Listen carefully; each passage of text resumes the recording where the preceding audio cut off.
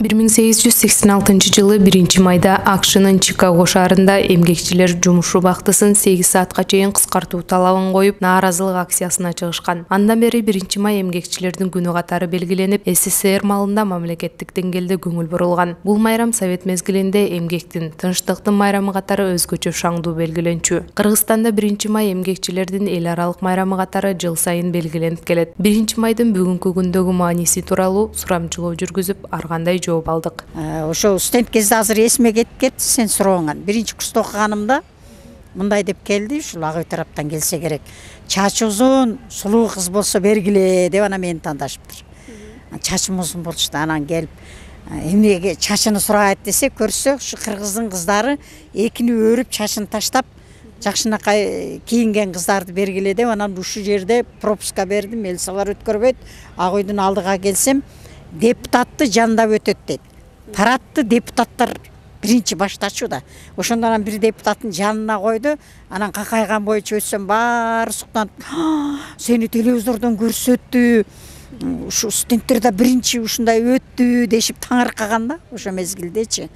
Азыр эми карачы, депутаттарды сыйлап, кыйын адамдар деп катарга тургузуп алып, ордендүү адамдардын баарын коюп, тимели укмуш, анан ошо парадты көргөнү тимели бар адамдар турчу да, кандай адамдар парадтан өтөт деп, сонун таланттарды көрсөтүп, окуучулар бир өзүнчө программа, студенттер өзүнчө программа кылып, бир сонун болуп өтчү да. А бүгүн карабайсың, 1 майда эмне болуп кетти? Эми 1 майда азыр майрамдап атпайбыз. Эмне үчүн? Эми бул эски майрам дейт го. 1 май бул что это?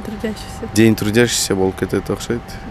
Жок, биз майрамдапайбыз. Ар күнү бизде майрам. Ошону майрамдап атабыз.